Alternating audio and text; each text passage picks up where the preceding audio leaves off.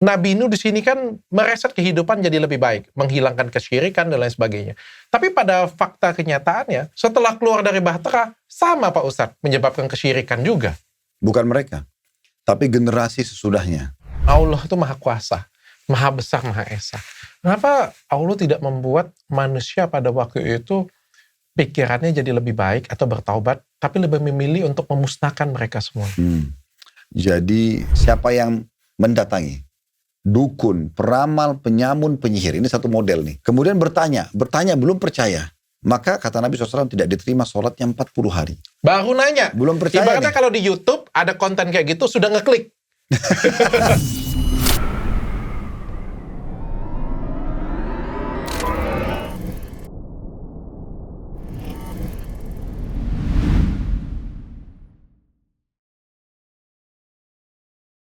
Assalamualaikum warahmatullahi wabarakatuh. Mari kita mulai dengan bismillah. Mudah-mudahan semua amal ibadah kalian dan puasa kalian semuanya lancar. Seperti biasa hari ini kita mau nemenin puasa kalian bersama dengan Ustadz Khalid Basalamah. Ustadz Khalid, wah aku banyak dapat pelajaran. Banyak yang bilang aku belajar dari Ustadz yang sudah. Tapi aku banyak dapat pelajaran satu hal, Ustadz. Aku senang banget dengan Ustadz. Ini baru episode ke-4 ya? 4 ya. Tapi aku merasakan bahwa aku diskusi dengan istriku.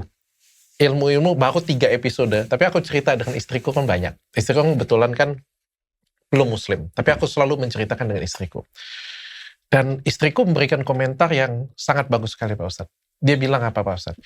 Itu baru Ustadz yang sebenarnya dia bilang. Kenapa dia bilang? Penjelasan seorang Ustadz itu harus berdasarkan kitab suci. Bukan berdasarkan dengan logika manusia dan tidak perlu dilogikakan.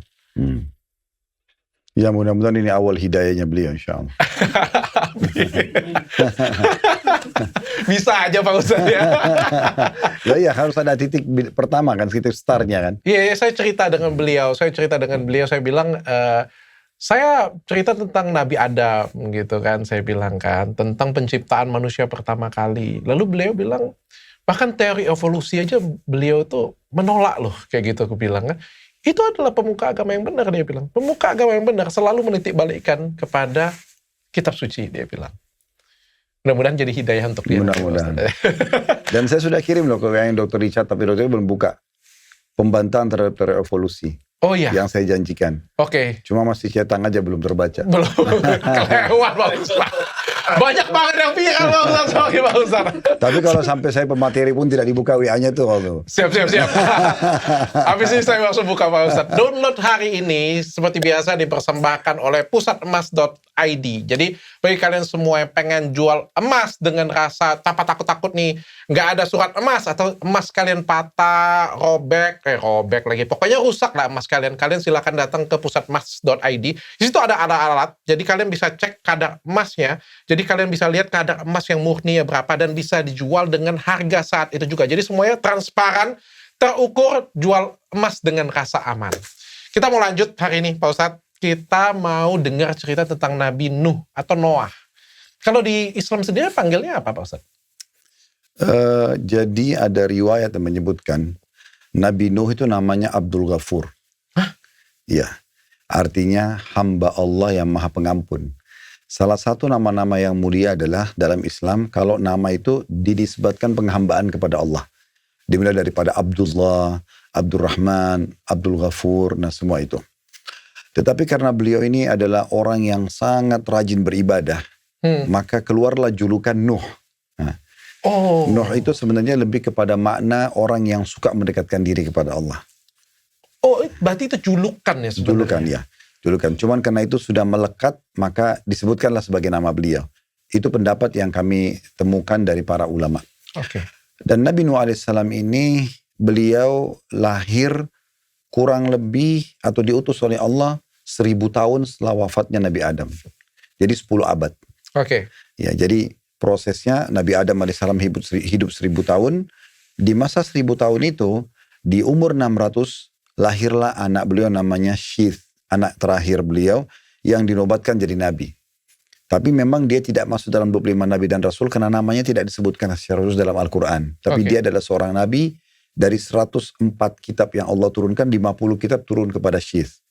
Cuma memang dakwanya masih berkisar ke generasi keturunan Nabi Adam yang masih bertauhid kepada Allah. Masih mengesahkan Allah, belum ada kesyirikan, belum ada banyak pelanggaran-pelanggaran agama. Kemudian di umur itu juga, di umur 600 tahun dari Nabi Adam alaihissalam, lahirnya Nabi Idris. Nah, Idris adalah Nabi yang masih mendapat umur Nabi Adam sekitar 400 tahun. Nah, setelah Nabi, dan ini semua masih dalam tauhid, masih mengesahkan Allah. Oke. Setelah Nabi Idris meninggal, fase antara Nabi Idris sampai ke Nabi Nuh, di situ ada orang-orang saleh yang mereka itu sangat dekat dengan Allah. Di antaranya ada satu orang bernama Wud. Berarti dari Adam sampai Nabi yang tadi Wud tadi itu Dari Idris. mengesahkan Allah ya? Ya, mereka Bukan mengesahkan. pada zaman itu bukan, kan pada zaman itu belum ada, mohon maaf ya, belum ada Nabi Isa, belum ada Nabi Muhammad, belum ada kan, masih jauh sekali kan. Masih, bukannya pada waktu itu masih zaman berhala apa-apa, enggak ya? Enggak ada, belum ada berhala. Sudah Allah ya? Justru mereka itu kan fase awal manusia. Jadi belum ada sama sekali kesyirikan. Nah, justru di sosok yang kita bahas Nabi Nuh ini awal mula muncul kesyirikan. Jadi ada satu dari salah satu keturunan Nabi Idris itu yang bernama Wud. Wud ini orang yang soleh banget. Dan dia memiliki 3 orang anak. 3 orang anak ini juga semuanya soleh-soleh. Nah, pada saat mereka meninggal, iblis, kata Nabi SAW, menjelma jadi manusia, kemudian mengatakan kepada masyarakat di sekitar situ, mau nggak kalian tidak melupakan Wud ini bersama dengan anak-anaknya yang 3 yang soleh-soleh? Kata mereka, bagaimana caranya? Saya akan bantu buatkan kalian patung mereka, tapi bukan untuk disembah, hanya untuk mengenang saja. Berarti setiap kali melihat orang patungnya, kalian akan mengingat dan akhirnya mengingat ibadahnya. Ya mirip kalau kita sekarang itu ada fotonya lah. Ini fotonya setiap lihat, oh kita jadi ingat orang ini jasanya. Nah seperti itu. Itu awal bisikannya. Akhirnya generasi itu mulai membuat patung. Dan patung ini awalnya wujudnya seperti wajah aslinya. Setelah generasi itu meninggal semuanya, satu generasi itu meninggal, biasanya kan fase satu generasi itu antara 100 sampai 150 tahun. Setelah mereka meninggal, maka datanglah generasi yang kedua. Lalu di generasi kedua ini datangi lagi oleh iblis, menjelma jadi manusia, mengatakan, dulu ayah-ayah kalian tidak meletakkan patung-patung ini sia-sia. Tapi mereka tahu ini orang-orang soleh, maka dijadikan perantara antara mereka sama Allah. Jadi kalau kalian mau doanya diijabah, diterima sama Allah, minta dulu sama patung Wud. Oh. Minta dulu sama patung anak-anaknya. Itu Gitu. pertama kali ya? Itu pertama kali. Nah di fase mulai manusia menyembah berhala itulah Nabi Nuh diutus.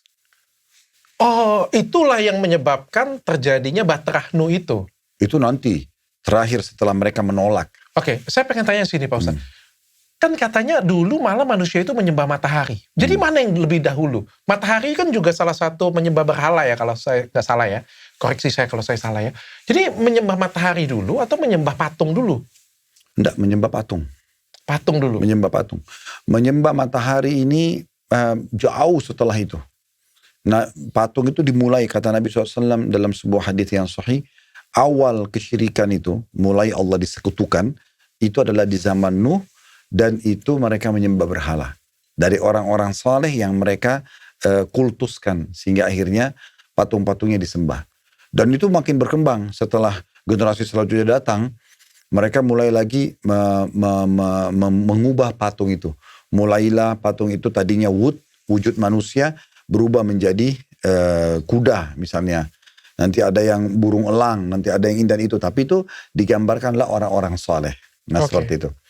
Nah Nabi Nuh AS datang mendakwahi mereka, mengatakan itu tidak boleh karena itu kesyirikan. Kurang lebih 950 tahun.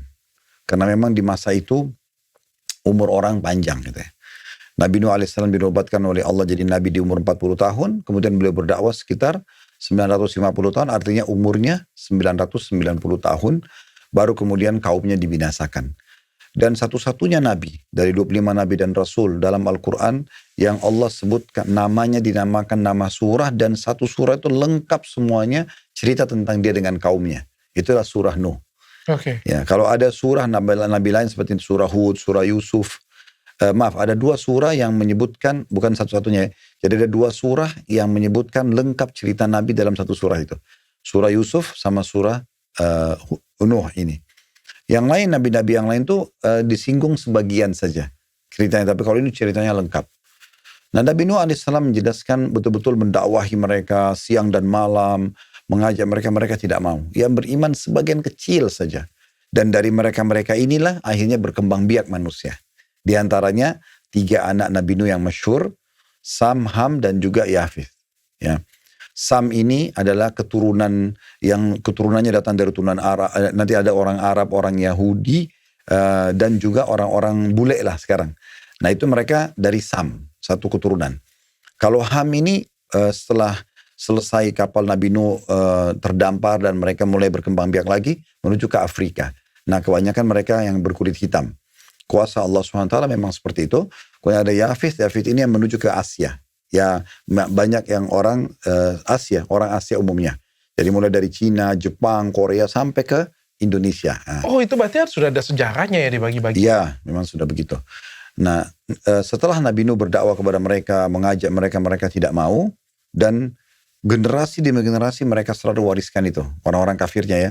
Pokoknya jangan dengar Nuh itu penyihir, Nuh itu tidak benar. Sehingga memang sampai 950 tahun itu betul-betul luar biasa. Mereka menolak selalu. Mereka penggiringan informasi itu nggak boleh, nggak usah, jangan beriman, itu pembohong. Jadi selalu seperti itu, ditahanlah ya, informasi kebenaran itu. Sampai akhirnya Nabi Nuh alaihissalam memohon kepada Allah untuk dibinasakan saja. Pak Ustadz, saya pengen tanya, tadi kan umur Nabi Nuh tadi 950 tahun. Ya. Kejadian Bahtera itu pada saat umur Nabi Nuh berapa? Bukan umur Nabi Nuh 950 tahun. Umur Nabi Nuh itu lebih dari itu. 1000 tahun lebih bahkan. Ada sebagian riwayat menyebutkan sampai 1400 tahun. Dan itu yang lebih kuat riwayatnya. 950 tahun adalah fase beliau mendakwahi kaumnya. Oke, dan pada waktu itu, waktu dia bikin Bahtera yang sangat terkenal sekali ya, sebuah kapal yang besar, itu pada waktu dia umur berapa? Apakah itu pada ujung akhir hayatnya, ataukah setelah itu dia masih banyak lagi melakukan dakwah? Masih banyak aktivitas kan. 950 tahun berdakwah di kaumnya. Dan itu fase dakwah. Beliau diutus jadi nabi umur 40 tahun, berarti sudah 990 tahun. Umurnya pada saat dibuat Bahtera tersebut, dan akhirnya Allah datangkan hukuman untuk manusia. Nah, perlu digarisbawahi, pada masa itu memang belum ada manusia kecuali yang bersama Nabi Nuh. Itulah, jadi tempatnya juga sangat terbatas di muka bumi ini. Karena manusia masih dari Nabi Adam ini ke Nabi Nuh itu cuma 10 abad, 1000 tahun saja kan. Tidak terlalu lama gitu. Tapi peradaban manusia berarti direset kan? Jadi kalau misalnya direset itu maksudnya kayak gini. Tadi kan Adam dan Hawa banyak populasi manusia. Lalu direset itu dihapus semua, hanya di Bahtera itu saja yang hidup. Betul. Ya. Karena memang pada saat itu yang ada manusia hanya yang sedang didakwahi oleh Nabi Nuh. Nabi Nuh itu mendakwahi semua generasi manusia yang ada pada saat itu dari turunan Adam. Ya. Nah, ada yang beriman, ada yang kufur. Nah, belum ada manusia di wilayah lain pada saat itu. Cuma di wilayah dakwanya Nabi Nuh saja.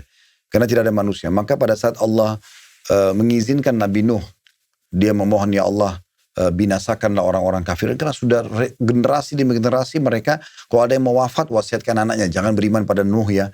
Selalu begitu. Jadi tidak ada manfaatnya. Kalau engkau biarkan mereka hidup, mereka hanya melahirkan keturunan-keturunan yang kafir lagi. Tidak mau beriman. Maka Allah pun mengijabah doanya dan menyuruh Nabi Nuh untuk membuat kapal. Jadi nggak ada manusia di bagian belahan belum ada. Dunia yang pada lain. masa itu belum ada. Itu masih generasi awal-awal, masih sedikit sekali populasinya. Berarti itu menjawab pertanyaan saya. Sebenarnya saya punya pertanyaan selanjutnya. Berdasarkan fakta sejarah ya, Pak Ustadz ya. Kan itu ada banjir bandang yang besar ya. Kalau di pikiran saya waktu SD saya belajar, kan di agama Katolik kan juga ada tentang Noah atau Nuh ya, sama ya. Itu kan banjirnya semua dunia ya, ditenggelamkan. Ada filmnya juga, saya nonton juga, kan pernah nonton di Netflix juga filmnya juga. Yang di-image-kan itu adalah semua dunia itu benar-benar ditenggelamkan, yang hidup hanya Bahtera itu saja. Tapi menurut fakta sejarah bahwa tidak ada terbukti semua negara di dunia belahan bumi ini pernah diliputin banjir. Memang pernah ada sekitar 2.900 tahun sebelum Masehi, itu ada bukti bahwa satu negara namanya Mesopotamia, yaitu di sungai Efrat dan Tigris, itu benar tenggelam. Tapi nggak semuanya. Nah, ini kan mungkin bisa jadi seperti ini Pak Ustadz. Ini kan namanya juga sains ya Pak Ustadz ya. Bisa jadi kayak kemarin kan ada banjir di Aceh dengan di Padang ya. Ya tentu kan kita tahu nih, oh yang banjir ini Vietnam, Thailand, Aceh, Padang. Kenapa? Karena ada internet, ada satelit kita bisa lihat ya. Tempat lain tidak banjir. Tapi bagi di tempat mereka ngelihat sepanjang mata memandangnya semuanya banjir. Jadi mereka pasti nganggapnya nggak ada internet, wah ini semua dunia nih banjir. Padahal nggak seperti itu Pak Ustadz. Tapi berarti itu benar bahwa di belahan dunia yang lain pada waktu itu belum ada manusia. Ya, belum ada manusia. Kalau misalnya pun ada sekarang sains menemukan, oh di sana tidak ada tanda-tanda hujan atau banjir, itu kan sebuah analisa. Analisa lapangan di mana bisa benar, bisa tidak. Allah punya kuasa misalnya hujan banjir, kemudian ada yang masih berbekas. Tanda-tanda banjir ada mungkin yang sudah hilang sama sekali. Itu bisa saja terjadi. Apalagi sudah umurnya ribuan tahun yang lalu kan gitu. Tapi yang kita lihat dari ayat Al-Quran yang menggambarkan tentang tenggelamnya orang-orang atau buka bumi ini, Allah perintahkan bumi mengeluarkan semua airnya. Jadi Allah bukan mengatakan di wilayahnya Nuh saja, tapi Allah memerintahkan bumi mengeluarkan airnya, langit menuangkan airnya, sehingga bertemulah dua air, dan terjadilah ombak-ombak yang besar, dan binasalah semua orang-orang yang membangkang pada saat itu, kecuali yang selamat yang ada di bahtera Nabi Nuh. Oke, Maksud saya pengen tanya, Tuhan itu kan Allah itu maha kuasa, maha besar, maha esa. Kenapa Allah tidak membuat manusia pada waktu itu pikirannya jadi lebih baik atau bertaubat, tapi lebih memilih untuk memusnahkan mereka semua? Jadi kalau sudah, kita perhatikan satu poin penting sini dok ya. Kalau kita mau masuk ke ranah Allah, sebaiknya jangan gunakan kata-kata kenapa. Contoh begini, Dr. Richard punya studio ini. Ini tentu hak sepenuhnya Dr. Richard yang punya misalnya desainnya segala macam. Sangat tidak rasional kalau saya datang, saya katakan, kenapa dok ini harus begini desainnya, ini kenapa harus begitu dan begitu. Pasti bagi dokter susah untuk terima. Karena bahasa kenapa gitu kan. Ada tujuannya sendiri. Apalagi kalau sudah masuk ke ranah ilahi, ke ranah Tuhan gitu kan, yang mungkin kita sangat terbatas, kita nggak tahu. Tetapi begini, kita bisa lihat dari sisi yang lain. Allah subhanahu wa ta'ala punya sifat maha adil. Salah satu bentuk keadilan Allah adalah Allah memberikan kebebasan semua manusia untuk memilih beriman atau kafir. Dalam Al-Quran dikatakan, faman syaa falyu'min wa man syaa falyakfur. Siapa yang mau beriman silakan, siapa yang mau kufur juga silakan. Allah berikan kita kebebasan. Makanya nanti hari kiamat dok, orang kalau masuk ke dalam neraka, dia masuk neraka dalam kondisi meyakini dia pantas masuk.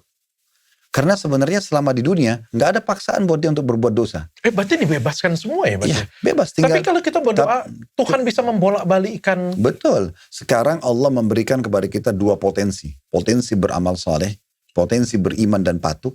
Makanya kalau kita berikan nasihat, saya berikan nasihat ke Richard sesuatu, ayat Al-Quran atau hadis, kan bisa saja menyentuh. Karena ada potensi dari diri kita untuk itu. Ada juga potensi untuk melakukan perbuatan dosa. Makanya kita ada kecenderungan bisa berbuat pelanggaran. Ini sebenarnya dalam bentuk ujian. Allah melihat, liyabluwakum ayyukum ahsanu amala. Allah bilang dalam Al-Quran. Agar menguji kalian, siapa di antara kalian mau berbuat yang terbaik. Jadi ini kayak semacam persaingan kita, mau jadi orang baik atau jadi orang jahat. Nah, gitu. Tetapi Allah SWT sudah berikan jawaban. Kalau seandainya kamu jadi orang baik, beriman, kamu dapat ini loh, dapat ini loh, dapat ini. Ada pahala, ada keselamatan, ada kebahagiaan. Di dunia dan juga di akhirat lagi ada surga, ada bidadari, ada istana, ada segala macam. Kalau kamu membangkang, nih kafir, membangkang, jadi orang munafik. Ini ada hukuman loh. Ada kesengsaraan di dunia, ada ujian-ujian yang berat datang. Coba lihat umat-umat sebelum kalian. Fir'aun dibinasakan. Kaum Ad, kaumnya Nabi Hud dibinasakan. Kaum Thamud, kaumnya Nabi Saleh dibinasakan. Kaumnya Nabi Lut, yang homoseksual dibinasakan. Tempat-tempat mereka masih bisa disaksikan. Nah, Allah mengatakan, lihat mereka. Akibatnya akan sama itu loh. Jadi hati-hati. Lalu Allah masih memberikan kita satu tiket VIP kalau saya lihat di sini. Bagi orang yang sudah terlanjur membangkang, Allah masih kasih dia taubat. Kapan dia salah, dia mau ngakuin kesalahannya, dia masih bisa selamatkan dirinya. Kalau seandainya Allah tidak adil, Allah bisa saja, ya sudah kamu telah berbuat kesalahan, binasa deh sekalian. Tapi tidak. Semua, seperti contoh Fir'aun. Fir'aun itu lebih dari 10 tahun loh didakwahi oleh Nabi Musa. Bukan waktu yang sedikit. Nabi Nuh ini berdakwah di kaumnya 950 tahun. Tiap hari diingatkan. Cuma setelah mereka membangkang gak mau terus, mereka ikutin potensi keburukan dirinya, ya udah, akhirnya Allah binasakan gitu. Oh, tapi pilihannya ada di kita ya berarti. Betul. Ya? Saya pengen tanya kayak gini Pak Ustadz.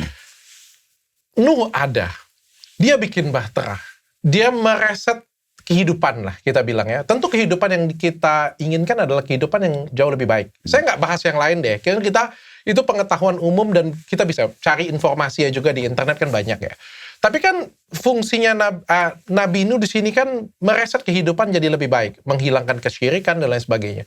Tapi pada fakta kenyataannya, setelah keluar dari Bahtera, sama Pak Ustadz, menyebabkan kesyirikan juga. Bukan mereka, tapi generasi sesudahnya. Jadi beberapa generasi yang datang sesudahnya, baru mereka terjerumus lagi. Kenapa sebabnya? Karena iblis tidak mau diam, setan tidak mau diam. Dia akan terus membisikkan kepada kita. Tinggal siapa yang mau ngikutin bisikan setan atau tidak. Bahkan sampai hari ini Pak Ustadz. Tentu saja. Berarti apapun yang dilakukan, nggak ngefek dong sebenarnya Pak Ustadz. Bukan nggak ngefek. Kalau tidak berefek, tidak ada saya sama Dr. Richard yang mau coba bahas masalah ini. Iya, tidak akan penuh orang sholat di masjid. Tidak ada orang yang mau bangun masjid. Tidak ada orang yang mau berpuasa Ramadan. Tidak akan penuh orang tawaf dan sa'i di Masjidil Haram, gitu kan. Ada, tapi ada juga orang yang tetap memenuhi diskotik dan bar dan segala macam. Memang ada potensi itu. Tinggal orang-orang ini mau ngikutin hal yang positif, sudah disampaikan nih. Kamu kalau sholat, kamu dapat 1, 2, 3, 4, 5. Dibersihkan dosanya, mendapatkan cahaya di hari kiamat, memberatkan timbangan amal. Disebutkan segala macam keutamaan. Puasa, zakat, haji, umroh, bakti sama orang tua, jemu orang sakit, segala macam pasti semua ada janji positifnya. Dosa juga begitu.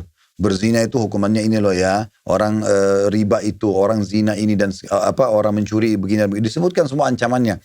Jadi orang siapa yang ingin silakan, mau jadi baik boleh, mau jadi jahat silakan, tidak ada, tapi nanti tanggung sendiri konsekuensinya. Allah mengatakan dalam Al-Quran, "Faman ya'mal mithqala dzarratin khairan yarah." Siapa yang buat seperti biji sawi dari kebaikan akan diperlihatkan dan akan diterima balasannya. Wa man ya'mal mithqala dzarratin syarran yarah. Siapa yang berbuat seperti biji sawi dari keburukan akan diperlihatkan dan akan dia terima konsekuensi hukumannya. Oke, saya paham sampai di sana Pak Ustadz. Tapi maksudnya kayak gini, ini kan sesuatu hal yang besar. Ya kalau misalnya kita berdakwah, menyambut, memberikan hukuman, menjarain orang, itu kan masih sesuatu kapasitasnya kecil ya. Kalau ini kan membinasakan hampir satu generasi ya kita binasakan ya. Tentu harapan kita juga besar Pak Ustadz. Kalau misalnya nih di Indonesia misalnya kita mau musnahkan yang bodoh misalnya, kita mau musnahkan yang jahat, kita mau musnahkan yang punya perilakunya jelek misalnya ya, misalnya dihukum mati semuanya deh, biar yang hidup itu yang IQ di atas 190 aja misalnya, 120, yang pintar-pintar aja, yang ke masjid aja, yang ke gereja aja, supaya bisa sejahtera. Tapi setelah selesai nih, setelah dibunuh, masih juga.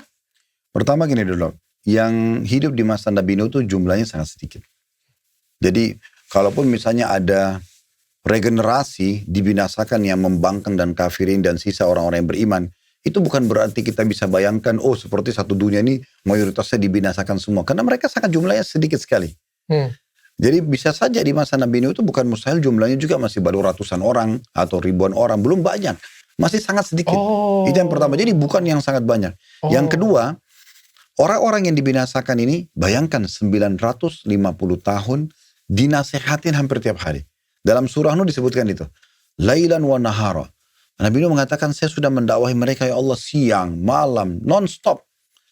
Kata sebagian ulama tafsir, siang hari maksudnya Nabi Nuh mendakwahi dengan lisan beliau. Ayo sadar, ada Allah, ini peringatannya Allah, ini hukum Allah, ada surga dan neraka. Mereka nggak mau dengar. Di malam hari, Nabi Nuh masih mendoakan mereka supaya dapat hidayah. Tapi subhanallah memang mereka hatinya tidak mau. Ada orang begini dok, misal. Tadi kan dokter kasih contoh, kalau kita hilangkan orang bodoh semua atau yang gini-gini. Kan kita harus lihat dulu keadilannya di sini. Kaum-kaum ini setelah ditegakkan argumentasi pada mereka. Hujjah bahasa Arabnya. Kamu gak boleh gini loh, kamu gak boleh begini. Kalau ada orang bodoh misalnya. Orang bodoh ini udah dinasehatin, udah disekolahkan, udah segala macam gitu kan. Ternyata dia gak mau juga. Lalu pemerintah mengatakan begini aja. Kalau gitu kamu duduk manis di rumah kamu. Supaya jangan kamu ganggu orang. Karena dengan kebodohannya dia buat kriminal. Jadi preman, jadi segala macam. Kamu tuh, dia tidak mau juga. Tetap dia mau ganggu orang lain. Tetap dia mau bunuh orang lain. Dia apakan kira-kira? Musnahkan. Selesai. Binasakan. Itu poinnya kan gitu. Akhirnya di penjara seumur hidup. Itu kan sama saja. Atau ada orang mungkin karena dia membunuh akhirnya ditembak mati. Misal contoh. Pengedar narkotika. Kenapa harus dihukum mati? Kenapa dibinasakan? Karena dia berbahaya sekali orang ini. Mungkin itu sudah yang kesekian kali ditahan. Nggak bisa lagi diampunin lah ya. Udah nggak bisa lagi. Nah, seperti itu kurang lebih gambarannya. Oke, Pak Ustadz. Pak Ustadz, kita mau pindah ke syirik nih. Tapi saya pengen tahu dulu definisi syirik ini apa nih? Syirik itu menyekutukan, mempartnerkan. Allah itu kan Maha Esa. Jadi Allah itu tidak suka dengan dipartnerkan. Dipartner, jadi sekutukan. Ada pembanding, ada yang setara. Setara. Jadi contoh misalnya, orang-orang Arab Mekah Quraisy di masa Nabi Muhammad SAW, kalau kita ambil yang lebih dekat dengan kita ya, Nabi Nuh kan jauh. Jadi orang-orang Mekah itu, mereka kalau ditanya, siapa yang menciptakan langit dan bumi? Seperti Abu Jahal, Abu Lahab, kalau pernah dengar nama-nama ini, itu orang-orang yang sesuku dengan Nabi, bahkan punya hubungan kekerabatan dengan Nabi. Allah bilang dalam Al-Quran, wa idza sa'altahum, hai Muhammad, kalau kau tanya mereka, man khalaqas samawati wal ard, siapa yang ciptakan langit dan bumi? La yakuluna Allah. Mereka akan bilang, ada Tuhan namanya Allah. Berarti orang-orang ini tahu ada Tuhan namanya Allah. Lalu apa yang terjadi? Apa masalahnya mereka? Berarti mereka bukan kafir kepada Allah. Mereka syirik, menyekutukan Allah. Lalu ditanya, kenapa kamu sembah berhala-berhala ini? Untuk apa kamu datangkan berhala di rumah kamu? Orang-orang Mekah dulu tuh buat patung, beli patung di pasar, atau dia buat, taruh di rumahnya. Dia anggap itu perantara antara dia sama Allah. Harus ada doa dulu di patung ini, baru sampai kepada Allah. Atau doa di patungnya, atau doa untuk patungnya yang dianggap Tuhan. Ya. Saya nyampe kalau itu. Oke. Nah, itulah namanya kesyirikan. Mereka mempartnerkan Allah dengan itu. Padahal sebenarnya hak kausalitas Allah dalam berdoa. Ibadah intinya itu adalah hak Allah. Orang-orang Mekah dulu, mereka kalau ditanya, lalu kenapa kamu sembah berhala-berhala ini? Allah bilang dalam Al-Quran, ma na'buduhum illa liyuqarribuna ilallahi zulfa. Kami gak sembah berhala ini kecuali kami jadikan perantara antara kami sama Allah. Oke. Tadi itu. Nah, itu yang membuat akhirnya lahir kesyirikan. Dan syirik ini ada dua dalam agama Islam, ada namanya syirik besar, ada syirik kecil. Syirik besar itu seperti contoh, kita betul-betul mempartnerkan Allah dengan makhluk. Orang-orang Mekah dulu itu mereka kalau menyembelih hewan, mereka bilang ini setengahnya untuk Allah, setengahnya buat patung kami. Betul-betul dibagi mereka. Kesyirikan, mempartnerkan Allah. Mereka kalau berdoa, mereka minta sama Allah, mereka juga minta sama patung-patung mereka. Bahkan mereka lebih yakin dengan patung mereka yang tidak bisa ngomong. Mereka yang pahat, mereka yang warnain, mereka yang letakkan di tempat yang mereka mau sembah gitu ya. Terus kalau rusak mereka perbaikin, lalu mereka panggil Tuhan. Nah ini nggak sebalans dengan dikatakan sekutunya Allah. Oke. Makanya Allah sangat murka dengan perbuatan kesyirikan itu. Itu syirik besar. Iya. Kalau syirik kecil itu adalah mempartnerkan ibadah yang sedang dikerjakan dengan makhluk. Contoh misalnya sholat. Kalau Dr. Richard lagi sholat, terus kemudian di sebelah misalnya ada presiden. Lalu setan bisikin tuh dok, sebelah kamu ada Pak Prabowo tuh. Lama-lamain aja sholatnya. Misal bisikan begitu. Terus kita sengaja perindah karena beliau. Nah itu namanya riya. Itu syirik juga. Itu syirik juga? Nah, iya. Karena harusnya sholat murni untuk Allah. Nggak boleh dipartnerkan sama manusia. Sekarang orang bersedekah nih. Kasih orang miskin. Setan langsung tunggangin tuh. Tuh orang lagi liatin kamu. Tuh tunggu sebentar. Nanti dilihat orang baru sedekah. Misal. Jadi dia akhirnya sedekah itu adalah ibadah. Tapi dia ikutkan keinginan untuk dipuji oleh manusia. Nah jadi riya. Nah ini namanya syirik, tapi ini syirik kecil. Itu namanya syirik juga? Iya. Kalau syirik besar saya paham, absolut deh kita bilang ya. Kalau syirik kecil ini kan terlalu bias ya, terlalu banyak ya Pak Ustadz ya artinya ya. Ya memang kata Nabi SAW, akhwafu ma akhafu alaikum asyirkul khafi. Yang paling aku khawatirkan terhadap kalian adalah syirik yang tersembunyi. Lalu para sahabat mengatakannya, Rasulullah, apa syirik tersembunyi itu? Kata Nabi SAW, riya. Riya artinya memang pamer gitu. Mau butuh pujian orang. Oleh karena itu memang betul-betul kita kalau ibadah, misalnya Dr. Richard mau sholat, orang lihat atau tidak lihat tetap akan sholat. Mau sedekah, orang lihat tidak tetap akan sedekah. Nggak ada hubungannya dengan pujian manusia. Nah itu namanya ikhlas. Jadi kalau sudah ada niat untuk mencampur, nah itu berarti sudah masuk ke masalah syirik. Nanti kita mau bahas lebih lanjut tentang kesombongan, flexing, apalagi ya, riya ya dengan nanti Nabi Hud. Wah, saya sudah pintar. Dikasih tahu tim, Bang. Tapi saya bahas hari ini tentang Nabi Nuh, tentang kesyirikan.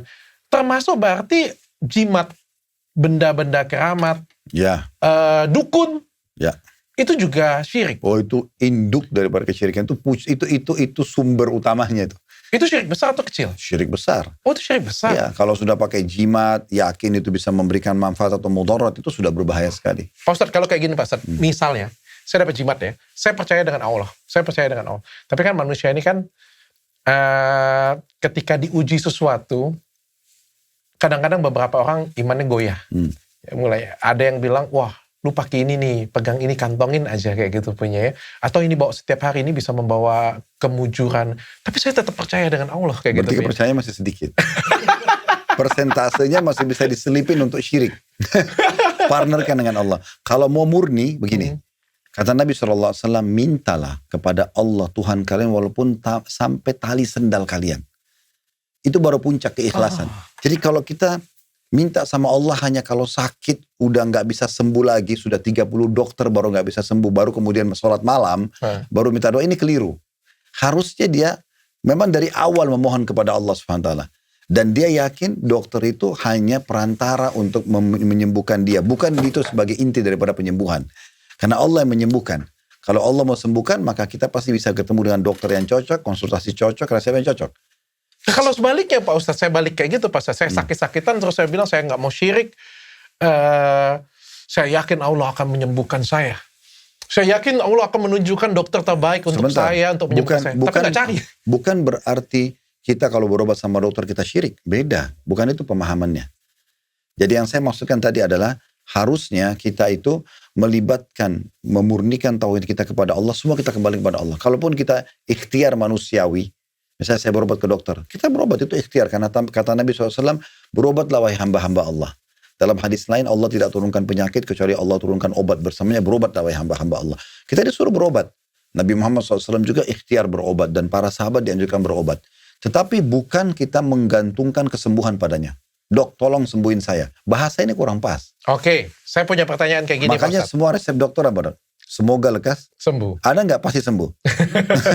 Karena dia pun belum bisa memastikan kan? Betul. Nah, Nabi Ibrahim itu disebutkan, Allah sebutkan dalam Al-Quran, beliau mengatakan ayat yang mulia. Wa idza maridtu fahuwa yashfin. Kalau saya sakit, yang sembuhkan adalah Allah. Kemarin saya sempat masuk di salah satu rumah sakit di Jakarta. Menarik sekali. Memang dia rumah sakit Islam sih. Tapi begitu saya masuk, pertama mau daftar, waktu itu anak saya kebetulan ada masalah di kakinya habis olahraga, gitu, keselio, terus bawa ke dokter. Habis itu saya pas tiba di customer service, saya baru mau daftar, ada ayat besar tuh. Ayat itu, wa idza maridtu fahuwa yashfin. Kalau saya sakit, hanya Allah yang menyembuhkan. Itu bagus banget. Menyadarkan kepada kita ada Tuhan yang bisa menyembuhkan, yang menciptakan kita Allah, yang menciptakan penyakit Allah, yang bisa menyembuhkan Allah. Oke. Begini Dok, untuk lebih dalam memahami. Kalau dari mana saya tahu kalau doa saya diijabah, diterima? Saya dokter gini, lagi sakit. Kita berdoa, ya Allah tolong sembuhin saya. Dari mana saya tahu doa saya akan diterima? Atau misalnya kita minta jodoh, ya Allah mudahin jodoh saya. Dari mana saya tahu kalau doa itu sudah diterima sama Allah? Dari mana Pak Ustaz? Atau saya, sebentar, satu lagi contoh. Kalau saya minta rezeki, minta duit misalnya, minta supaya dibukain apalah sumber pendapatan. Dari mana saya tahu kalau itu doa saya diijabah? Pertanyaan sederhana.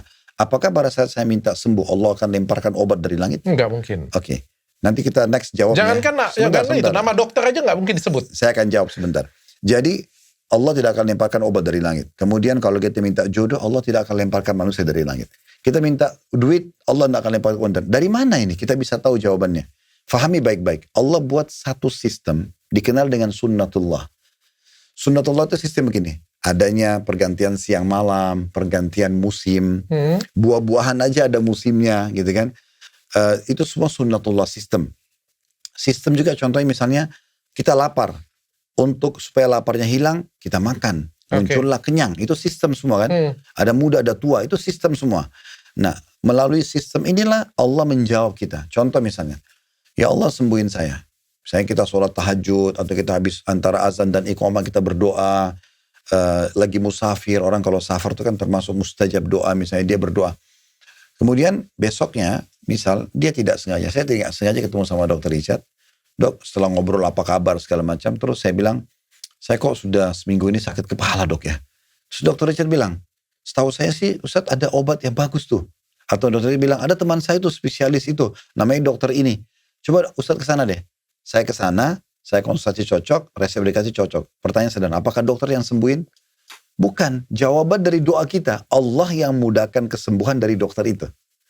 Jodoh misalnya, tiba-tiba ada yang suka dan menawarkan diri menikah. Atau ada yang menawarkan untuk menikah sama anaknya. Itu sinyal semua jawaban.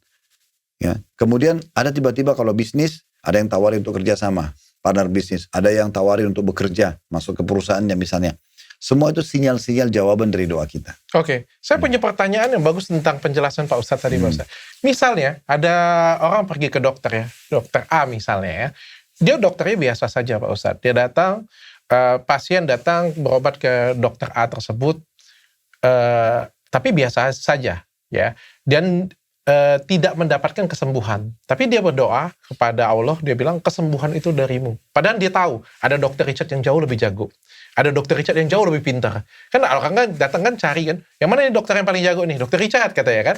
Enggak. Aku mau apa aja dokter yang tersedia. Karena aku yakin Allah yang menyembuhkan aku. Nah, apakah seperti itu? Apakah menunjuk saya sebagai dokter terbaik tadi adalah bentuk kesyirikan? Jadi, bukan kesyirikan di situ. Kesyirikan itu begini, mempartnerkan Allah dengan makhluknya dari sisi ibadahnya. Tadi kan saya kasih contoh, orang lagi sholat, dia perindah sholatnya karena ingin dipuji oleh orang. Dia sedekah karena ingin dipuji oleh orang gitu ya.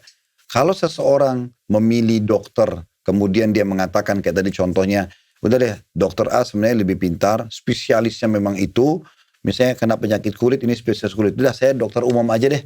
Gitu kan lebih sederhana. Udah dokter umum aja, yang penting nanti saya berdoa sama Allah supaya saya bisa sembuh. Apakah itu kesyirikan? Jawabannya bukan kesyirikan. Kan dia cuma sedang memilih yang spesialis atau yang umum kan gitu. Itu pilihan dia. Sebenarnya yang membuat ada dokter spesialis dan umum juga itu Allah. Dokter spesialis berarti dia lebih menekuni bidangnya kan gitu. Harusnya dia menyempurnakan doa dia kepada Allah dengan memilih dokter spesialis. Itu baru benar. Oke. Itu baru adil untuk dirinya sendiri. Jadi memilih yang terbaik itu bukan syirik ya? Sekarang kalau saya bilang gini, contoh yang lain guru. Guru A sangat ahli di bidangnya. Misalnya matematika. Saya kalau belajar sama dia saya bisa cum laude nih. Tapi ada guru B, sudah deh, guru mana aja, guru SD juga apa-apa, yang penting bisa ngajarin saya. Toh pengetahuan dari Allah. Nanti saya berdoa sama Allah. Itu kan tidak tepat. Kan? Itu bodoh ya Pak Ustadz ya? Iya, berarti kan yang paling tepat adalah saya akan belajar dengan spesialis matematika ini, lalu saya berdoa sama Allah. Oke, saya dapat poinnya di situ Pak Ustadz. Pak Ustadz, kalau misalnya tadi kan banyak orang di Indonesia yang masih pergi ke dukun, masih pergi ke pakai jimat dan lain sebagainya. Bahkan ada percaya ramalan Pak Ustadz. Itu ada setiap tahun Pak Ustadz. Saya sebenarnya nggak mau undang Pak Ustadz. Saya pernah undang Pak Ustadz. Nanti tersinggung pula kan dipotong lagi kan. Kalau diundang itu kira-kira tahun depan apa yang akan terjadi? Terus saya cerita. Tapi sebenarnya kalau ditanya saya nggak percaya sih Pak Ustadz. Tapi viewersnya banyak Pak Ustadz. Kayak gimana Pak Ustadz? Kalau kita, dan banyak yang percaya Pak Ustadz. Dan ketika itu terjadi, misalnya dia bilang akan ada banjir, misalnya ada kebakaran ya, itu diambil Pak Ustadz. Diliput itu kata-kata dia. Seolah-olah itu benar. Dan banyak yang percaya. Lain kali saya sarankan jangan dong. Karena sulit sekali mempertemukan antara viewer yang banyak dengan edukasi yang salah ke masyarakat kan gitu. Ini ada pertanggungjawaban ilmiahnya juga nih, kan ya? Betul nggak? Iya kan? Jadi edukasi yang kita sampaikan memang harus tepat juga. Dan insya Allah yang dalam Islam itu juga ada istilah begini. Kuantitas itu sangat dipengaruhi oleh kualitas. Jadi maksudnya mungkin kita secara viewer ini banyak, tapi ini kualitasnya nggak baik ini. Kita tahu, tapi kuantitas banyak. Itu nggak ada pengaruhnya. Sama orang jual pakaian asal-asalan, udah yang penting saya omsetnya. Tapi orang pakai sekali dua kali rusak. Lain kali orang nggak mau beli lagi. Lebih bagus jual yang berkualitas sekalian dan insya Allah orang akan kembali. Contohnya. Oke. Tapi banyak yang percaya, orang Muslim juga banyak yang percaya Pak. Hukumannya apa Pak Ustadz? Semua orang akan percaya kalau emang dia masih jahil dalam agama. Ya kan gitu. Oke, kita satu-satu dulu bedah. Masalah ramalan. Ramalan itu memang betul-betul tidak dibolehkan dalam agama. Kenapa? Karena meramal itu menerka. Dan itu kalau dalam syariat Islam diambil dari para jin-jin yang menginformasikan kepada para dukun, peramal, penyamun, penyihir, itu istilah mereka. Contohnya begini, dalam sebuah hadis Nabi Muhammad SAW, beliau pernah di malam hari di Madinah, terus terlihat meteor jatuh. Nabi lagi jalan dengan beberapa sahabat lalu bertanya begini, apa yang kalian yakini sebelum Islam dulu kalau lihat meteor begini? Lalu kata para sahabat mengatakan, ya Rasulullah, kami yakin sekali kalau lihat itu ada satu tokoh masyarakat yang baru lahir atau tokoh masyarakat yang wafat. Kata Nabi SAW, bukan seperti itu. Tapi kalau meteor itu terjadi seperti itu yang kalian lihat, ceritanya adalah Nabi kasih bocorannya. Tapi ini wahyu gitu ya. Kalau Allah Subhanahu wa ta'ala menentukan satu keputusan. Saya besok ini banjir di mana, kematian, siapa yang mati, siapa yang lahir, itu semua keputusan yang akan terjadi. Allah akan sampaikan kepada 8 malaikat pemikul arsy-Nya. Allah mengatakan, dan di hari kiamat nanti arsy Tuhanmu akan dipikul oleh 8 malaikat. Nah, pemikul arsy Allah ini akan disampaikan oleh Allah informasi itu. Maka mereka bertasbih kepada Allah. Mengatakan subhanallah maha suci engkau ya Allah dengan keputusanmu. Lalu malaikat yang di langit 7 bertasbih kepada Allah. Malaikat langit ke-6 bertasbih mendengar tasbih malaikat langit ke-7. Ke-5 begitu, ke-4 begitu. Sampai langit dunia kita, langit pertama di atas kepala ini. Lalu mereka bertasbih. Lalu mereka semua bertanya, apa keputusan Tuhan kami? Itu ditanyakan kepada malaikat pemikul arsy. Maka mereka sampaikan semua yang akan terjadi besok. Kata Nabi SAW, syaitan itu bersusun-susun. Nabi kasih gambaran tangannya seperti ini. Sampai ke langit. Dan mereka coba mencuri informasi itu. Hujan di mana, banjir di mana, siapa yang mati. Dicuri informasi itu. Lalu malaikat memanah mereka dengan panah-panah api. Diambil dari bintang. Kan fungsi bintang itu 3 dok dalam Al-Quran. Di dalam surah Al-Mulk disebutkan rujuman di syaitan. Untuk memanah setan-setan. Juga zina untuk perhiasan langit gitu kan. Dan juga untuk petunjuk. Kalau orang lagi di laut segala macam itu jadi petunjuk. Litahtadu biha fi dhulumatil al-barri wal bahr. Jadi untuk menjadi petunjuk di kegelapan daratan, di lautan dan di daratan. Nah jadi salah satu fungsi bintang itu adalah dipakai untuk memanah syaitan. Itulah meteor yang kita lihat. Panah malaikat kepada syaitan yang coba mencuri informasi. Apa kata Nabi SAW di ending hadisnya? Lalu ada di antara setan-setan itu yang terbakar, ada juga yang lolos. Berhasil melarikan diri. Mereka kembali kepada dukun-dukun dan peramal mereka. Dan menyampaikan informasi, ketahuilah kata Nabi. Dari satu informasi diikuti dengan 99 kedustaan. Jadi bisa benar, bisa salah. Kalaupun itu benar, karena dia mencuri informasi dari langit. Bukan karena dia tahu yang gaib. Makanya Allah mengatakan, tidak ada yang mengetahui yang gaib di langit dan bumi kecuali Allah. Jadi mereka cuma mencuri informasi. Terlalu banyak, di Saudi itu gini dok. Ada satu kelompok, kalau kita sebetulnya seperti kementerian. Amr ma'ruf nahi mungkar. Menegakkan kebenaran dan melarang dari kemungkaran. Ya, disingkat dengan istilah hisbah dalam agama Islam. Kelompok ini oleh pemerintah Saudi dikhususkan, nanti kalau dokter insya Allah satu waktu umrah atau haji melihat mereka itu ada pakai mobil terus keliling, dan mereka kalau waktu sholat mereka biasa ingatin orang, sholat ayo diingatin orang, toko-toko disuruh tutup. Nah biasanya di Saudi dulu begitu. Saya tidak tahu kalau nanti ada perubahan peraturan ya, tapi selama saya kuliah di sana saya tahu itu terjadi, sehingga kalau azan toko tetap tutup, kemudian orang-orang yang tidak sholat diingatkan gitu ya. Di pasar-pasar tuh mereka jalan, kalau ada orang yang gelagat-gelagatnya gangguin orang, preman-preman tuh pada ditangkapin gitu. Salah satunya adalah mereka menangkapin para dukun. Tugasnya tuh, nangkap dukun. Dan dukun ini kalau ditangkap, mereka bawa, kalau sekarang sudah canggih pakai kamera, lalu dilihat prakteknya. Dipasang kamera, lalu dilihat praktek, bagaimana dia praktek, lalu ditangkap basah. Kemudian setelah itu, mereka akan disuruh cerita bagaimana prosesi mereka minta tolong sama jin-jin itu. Jadi saya lihat sendiri cuplikannya itu cukup banyak. Cuplikan ada di YouTube, bagaimana dukun-dukun itu jangan dipikir mereka begitu minta sama jinnya langsung dikasih. Jin tidak punya kemampuan juga. Mereka banyak sekali berbohong. Berapa kali permintaan itu selalu gagal, walaupun mereka sudah berikan pengorbanan darah ayam lah, apalah tumbal, itu belum tentu dikasih. Karena memang jinnya tidak punya apa-apa. Nanti satu waktu misalnya kebetulan berpapasan dengan informasi yang sudah dari langit, baru disampaikan. Nah baru disampaikan. Sampai ada satu dukun itu ditanya, bagaimana cara kamu minta tolong? Dia bilang, saya pakai baju merah. Saya lihat sendiri prakteknya itu. Dia pakai baju merah dari kepala sampai kaki, kemudian dia pegang pecut kuda.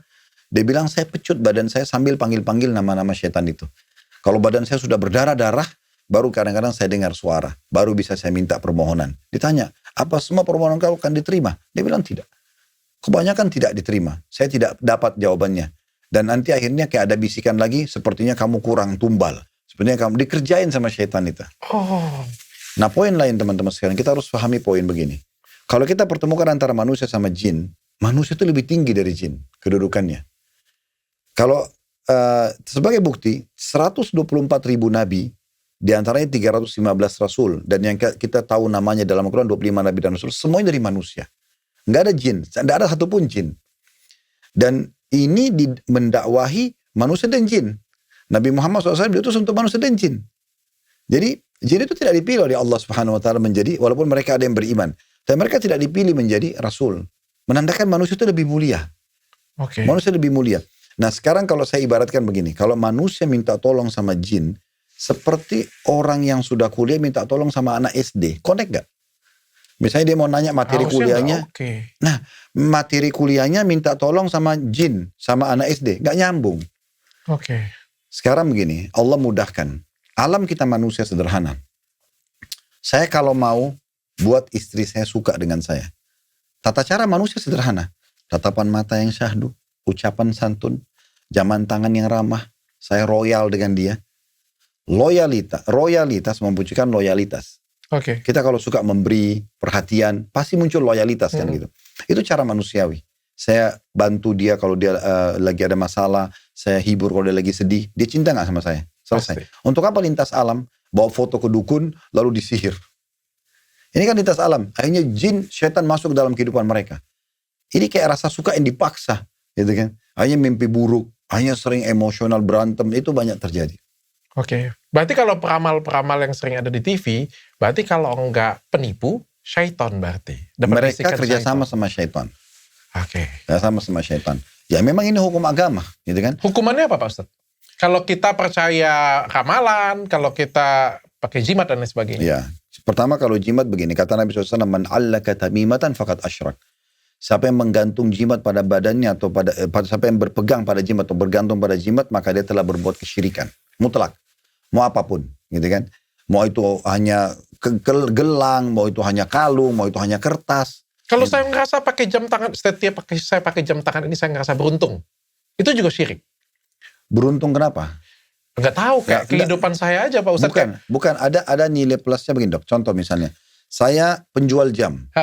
Saya kalau pakai jam saya jadikan sebagai promosi buat saya. Saya bisa untung dari sini. Hanya sebatas itu gak ada masalah. Itu promosi. Iya, tapi kalau saya kalau pakai jam ini saya akan beruntung. Hari ini transaksi akan terjadi. Ini syirik. Oh, kalau saya pakai baju putih, biasanya hidup saya penuh keberuntungan. Itu syirik juga berarti ya?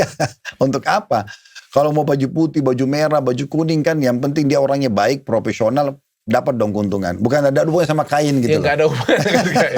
Hukumannya Pak Ustadz, hukumannya kalau percaya dengan seperti itu. Jadi kalau orang percaya, kata Nabi SAW, siapa yang mendatangi dukun, peramal, penyamun, penyihir. Ini satu model nih, semuanya. Cuma beda-beda istilah. Ya. Kemudian bertanya belum percaya. Baru tanya, coba tebak garis tangan saya, coba tebak nasib saya, coba jodoh saya, coba ini saya dan segala macam gitu. Maka kata Nabi SAW tidak diterima sholatnya 40 hari. Itu baru mendengar. Baru nanya. Belum percaya. Ibaratnya kalau di YouTube ada konten kayak gitu sudah ngeklik. Bukan juga klik.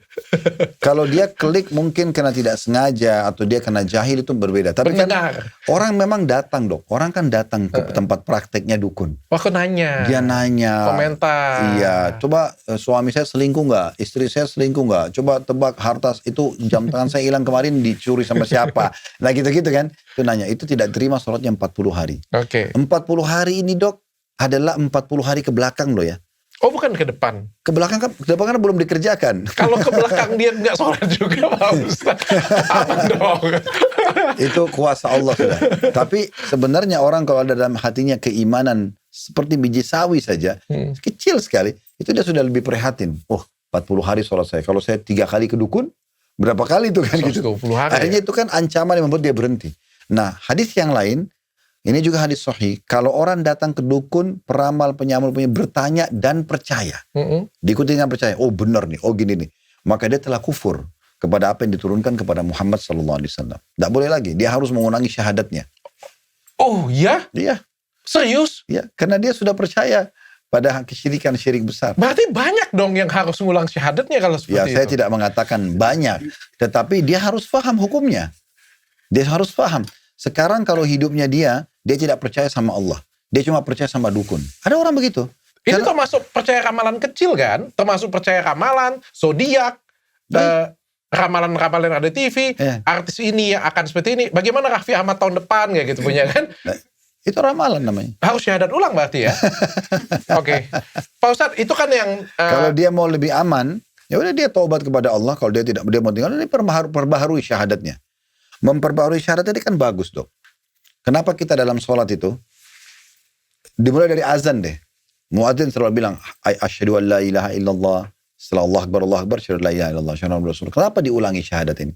Dan disunnahkan orang yang dengar, walaupun bukan muadzin, mengulangi itu. Oh. Kata Nabi SAW, kalau kalian dengarkan azan, ucapkan seperti yang diucapkan oleh muadzin. Berarti kita ulangi lagi syahadat kita. Kita juga selepas wudu, ya. Kata Nabi SAW, siapa yang selepas wudu mau sholat, lalu dia membaca asyhadu an la ilaha illallah wahdahu la syarika lahu wa asyhadu anna Muhammadan abduhu wa rasuluh, dia syahadat nih. Itu kan setiap kalau mau wudu, berarti setiap mau sholat ya. Maka dibukakan baginya 8 pintu surga. Dia boleh pilih yang mana dia mau masuk. Jadi pembaharuan syahadat itu ada. Kemudian di tahiyat, kalau orang lagi sholat, sebelum salam itu ada tahiyat kan. Itu asyhadu an la ilaha illallah wa asyhadu anna Muhammadar Rasulullah. Diulangi lagi. Oh, seperti itu aja cukup sebenarnya. Nah, kan sebenarnya itu tujuannya dalam pembaharuan keislaman seseorang kan. Dan dia juga mengikuti perintah Allah dan Rasulnya. Oleh karena itu, kalau orang sudah masuk dalam ranah ini, dia lebih baik taubat kepada Allah, meninggalkan, dan dia perbaharui syahadatnya. Gitu kan? Termasuk yang nonton, misalnya nonton ya, saya pernah percaya dengan ramalan si ini misalnya, atau saya pernah, terus yang nonton nih tertegun nih, terus dalam hatinya langsung ngomong asyhadu Allah, itu sudah cukup.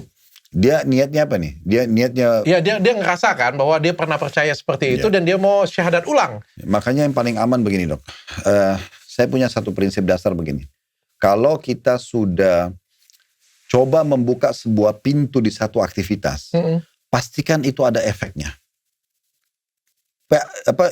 Jangka pendek atau jangka panjang. Sebagai contoh misalnya, sekali kita buka pintu sholat misalnya, atau kita dengar ceramah kalau kita dalam kebaikan ya, atau sedekah, itu pasti ada efeknya, Dok. Efeknya bisa beberapa hari ke depan. Kita masih habis sholat nih, dokter satu kali aja hadir sholat di masjid misalnya, pasti itu ada efek secara kejiwaan. Itu efeknya itu beberapa hari. Kita kayak merasa enak ya, kok gini, ada ketenangan. Akhirnya orang mau kerjakan lagi. Sedekah begitu, baca Quran begitu, dan segala macam. Sebagaimana perbuatan dosa juga sama. Jadi sekali kita buka pintu dosa itu ada efek. Efek ini susah kita berhentikan. Kalau dia ulangi lagi, efeknya makin panjang. Makin susah dia meninggalkannya. Jadi ada efeknya. Oleh karena itu, saran saya, maka tidak usah coba-coba. Yang saya, coba deh, saya mau lihat peramal ini. Kira-kira mungkin siapa tahu bagus tontonannya atau menarik. Nggak usah, karena mencoba-coba ini ada efek. Mau nggak mau nanti kita akan muncul, benar nggak ya? Untuk mulai mau percaya, ini masalah ini. Sampai pada tingkat begini, Dok. Pernah satu waktu, Nabi Muhammad SAW di satu perjalanan, istirahat malam dan turun hujan deras. Habis sholat subuh, beliau bilang kepada para sahabatnya, Allah telah berfirman, ada wahyu turun pada subuh ini, telah tiba di pagi hari ini, hamba-hambaku kata Allah, yang beriman kepadaku dan kufur kepada bintang-bintang. Dan juga ada hamba-hambaku yang beriman pada bintang dan kufur kepadaku. Terbalik. Ada yang beriman pada Allah, kufur kepada bintang. Ada yang beriman pada bintang, kufur kepada Allah. Maka kata para sahabat, ya Rasulullah, bagaimana kami memahami ini? Kata Nabi SAW, orang yang mengatakan hujan ini turun dengan izin Allah, maka dia beriman sama Allah, kufur pada bintang-bintang. Tapi orang yang mengatakan hujan ini turun karena bintang ini, bintang itu, maka dia beriman pada bintang dan kufur kepada Allah. Jadi memang betul-betul harus kemurnian kembali kepada Allah SWT. Oke, Pak Ustadz. Pak Ustadz, saya pengen tanya, balik ke, ini yang tipis ya Pak Ustadz ya, ini tipis ya. Kalau tadi kan besar ya, dukun, ya kasar ngomongnya orang bego pun harusnya bisa tahu ya bahwa itu syirik ya. Ada syirik yang tipis Pak Ustadz, yaitu syirik dengan ulama. Itu mungkin nggak Pak Ustadz? Misalnya nih titip doa dengan ulama, terus mengkultuskan ulama, apapun ya kita bilang ya, itu salah satu bentuk syirik juga nggak Pak Ustadz? Kalau orang minta tolong didoakan oleh seorang alim, jamaknya kan ulama. Kalau satu-satunya itu alim. Pak Ustadz doain saya Pak Ustadz, karena Pak Ustadz lebih rajin ibadah, pasti doa Pak Ustadz lebih didengarkan oleh Allah. Belum tentu. Ya, belum tentu. Karena doa itu dia bersifat individual dan sifatnya juga adalah sesuai dengan waktu dan tempatnya.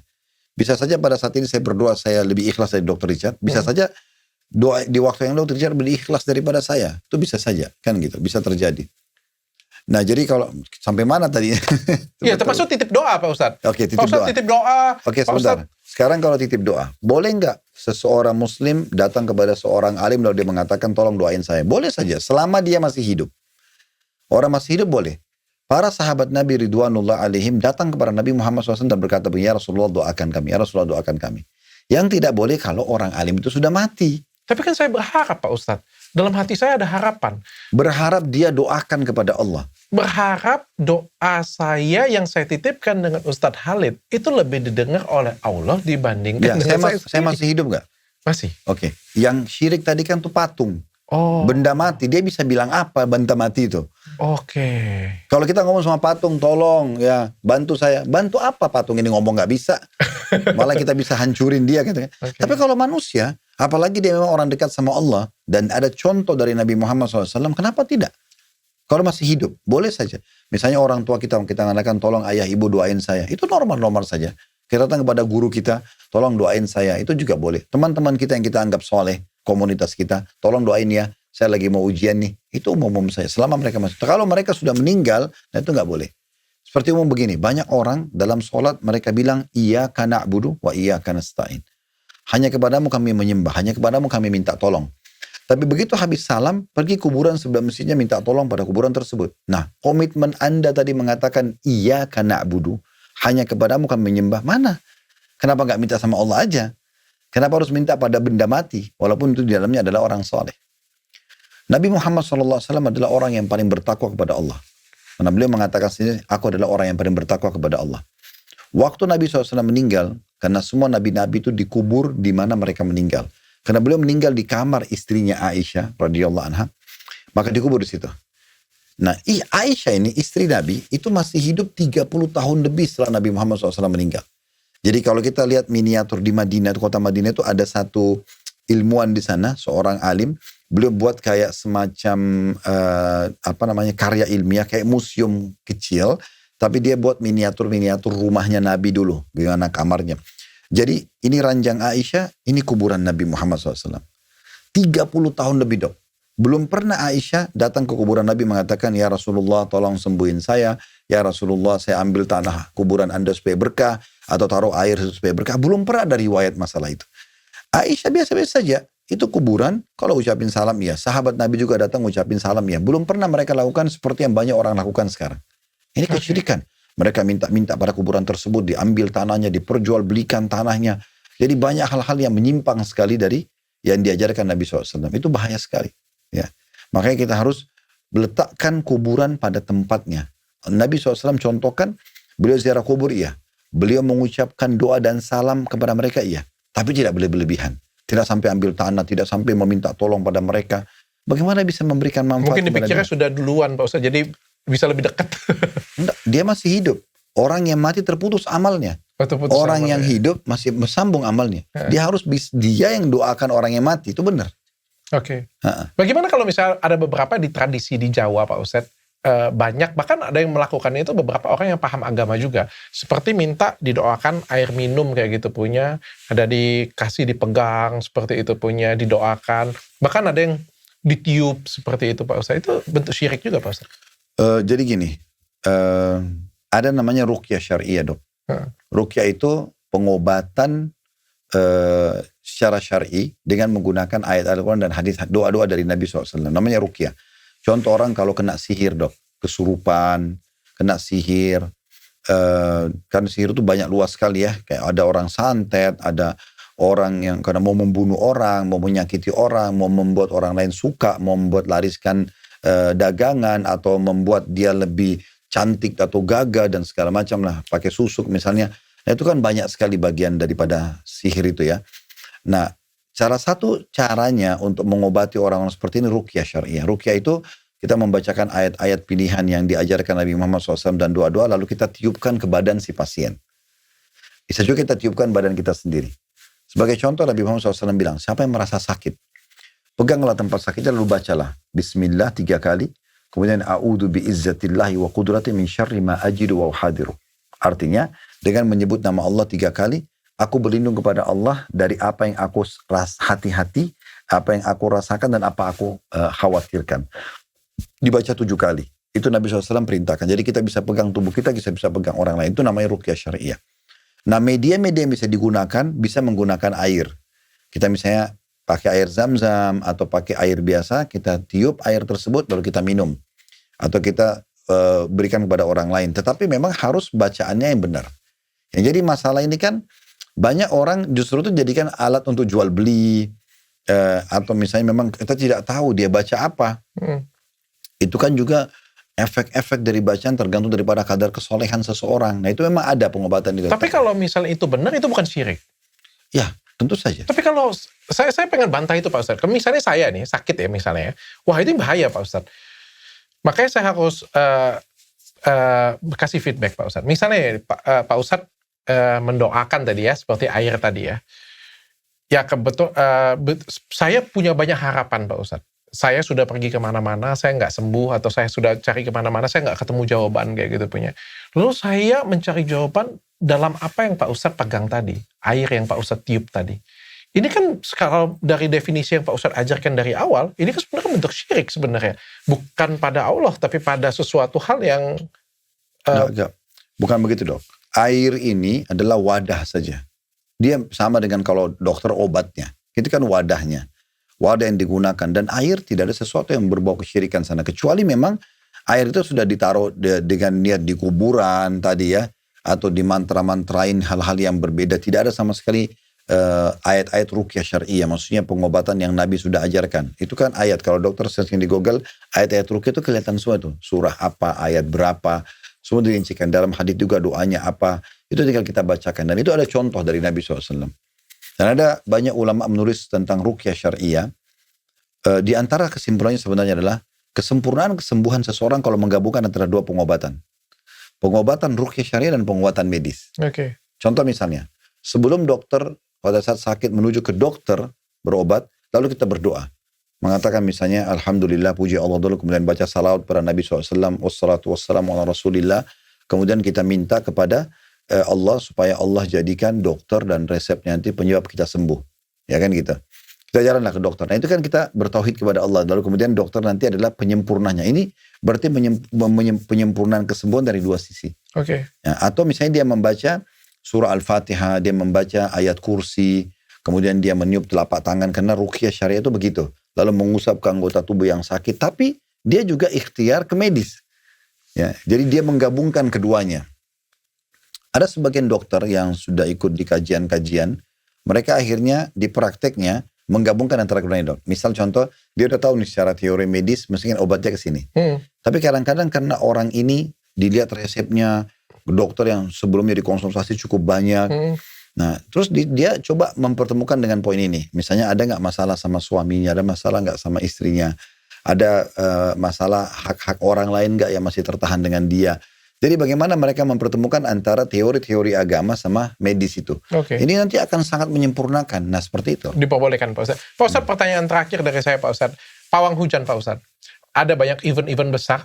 Dan ini dipakai oleh negara Pak Ustadz. Dipakai untuk negara menggunakan pawang hujan. Saya pikir nggak usah ditanya Pak Ustadz. Jika kita sama-sama tahu bahwa pawang hujan itu adalah syirik ya. Salah satu bentuk syirik. Tapi kan yang jadi pertanyaan saya nggak suka nih.